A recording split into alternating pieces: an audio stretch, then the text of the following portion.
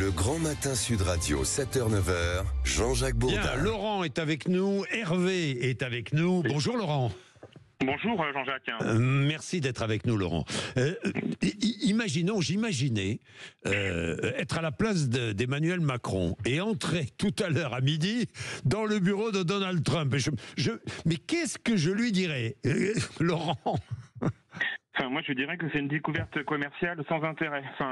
Où on va pas aller jusqu'au bout de la signature du contrat commercial. Oui.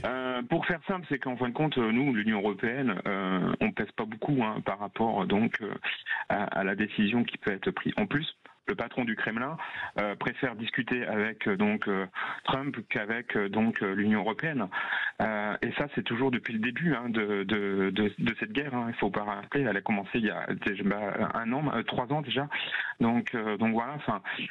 On oublie ce qui s'est passé au démarrage, et puis on oublie les différentes tentatives qui ont été effectuées par l'Élysée pour éviter cette guerre.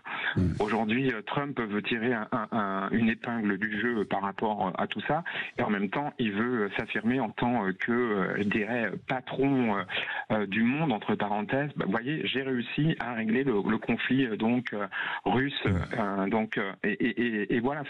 Aujourd'hui, nos moyens, mais je pense que ça va être après.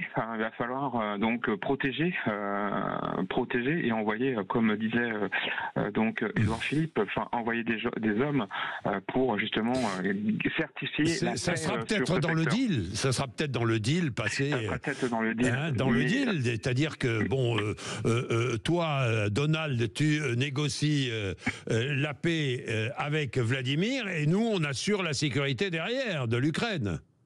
On fait le service après-vente, entre parenthèses. Et mais Poutine va pas arrêter. Pour moi, Poutine, vu de notre échelle, on est à 3000. Vu de notre échelle, Poutine va pas rester là. Je pense qu'à un moment donné, quand vous avez une personne en face de vous qui est démago, entre parenthèses, qui a l'envie de la guerre et qui s'attaque à rien au niveau des populations, à un moment donné, il s'arrêtera pas là.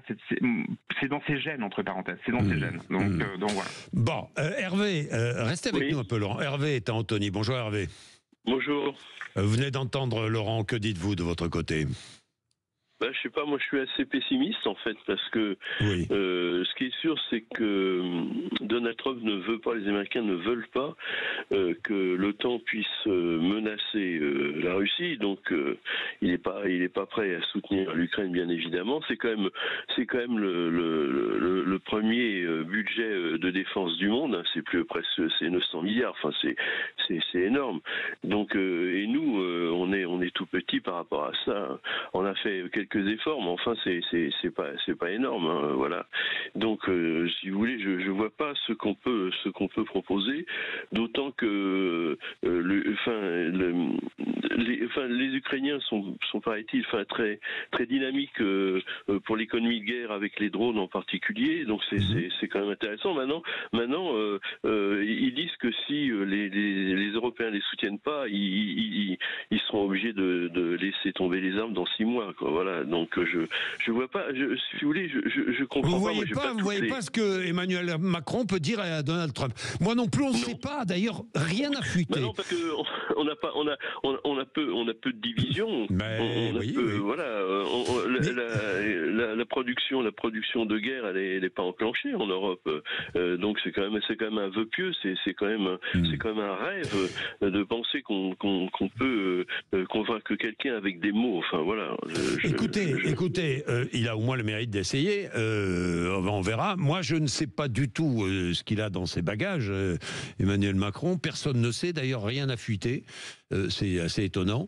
Je pense qu'il y va avec l'accord des autres Européens. Il n'y va pas par hasard. Quant à l'Europe de la défense, on en est loin encore. Malheureusement, on en est loin encore. Depuis 1954, à mon avis, ça se fera jamais. C'est pas possible. C'est trop compliqué. Voilà. Ça se fera jamais. C'est une question de volonté. C'est toujours pareil, Hervé.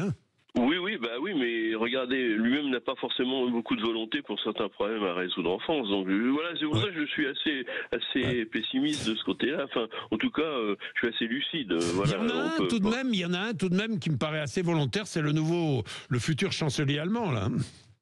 Bah oui, mais enfin, écoutez, là, je sais pas, c'est tout neuf. Je suis pas suffisamment les actualités allemandes pour vous dire véritablement s'il va prendre des décisions.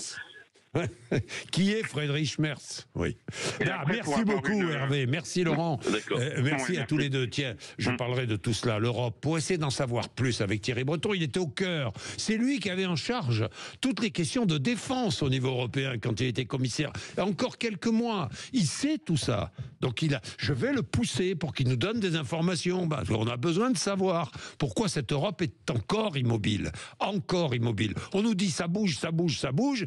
Il y a un Conseil européen le 6 mars prochain. Ouais, enfin, ça bouge. Ça bouge pas beaucoup. Il est 7h59. 7h59, c'est la météo.